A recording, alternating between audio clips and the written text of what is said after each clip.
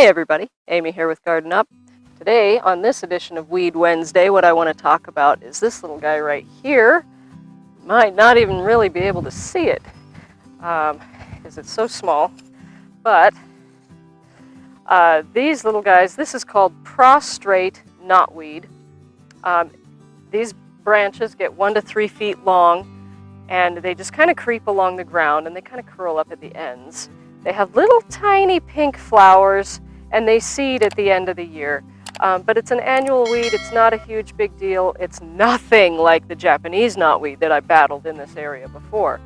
The really distinguishing characteristic of knotweed are these little sheaths around each stem. So at every node produces a leaf and a little sheath that like wraps around its stem. The stem gets wider at each node and it wraps around itself. So it has a really distinguishing look. It has a really distinct look.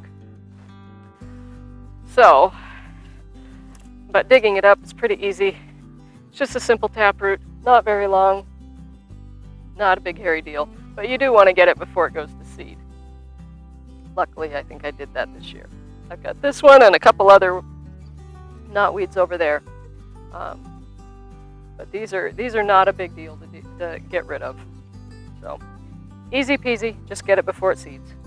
It is absolutely covered in powdered mildew, which this actually shows one of the other problems that roots can cause in the garden is that they can harbor other diseases and other bugs and other things that you really don't want in your garden.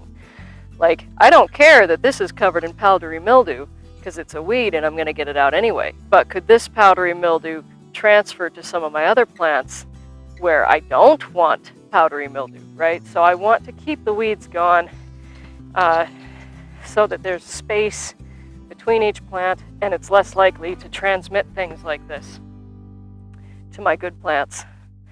So again, little brown taproot, not a big deal, but you just gotta get rid of it and keep up on it. Most knotweeds, as far as I know, were introduced from Asia, so they're not native to our area.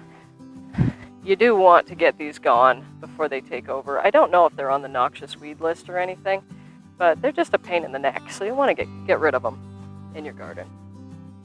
So thanks for watching that video. If you enjoyed it, please tell me by hitting the like button. If you want to see more content like this, remember to hit subscribe. Turn on the notification bell so that you get a notification of when I post. And if you have an idea or something you'd like to see in a gardening video, please let me know in the comments below so I can do that for you. Thanks again for watching, and I'll see you in the garden.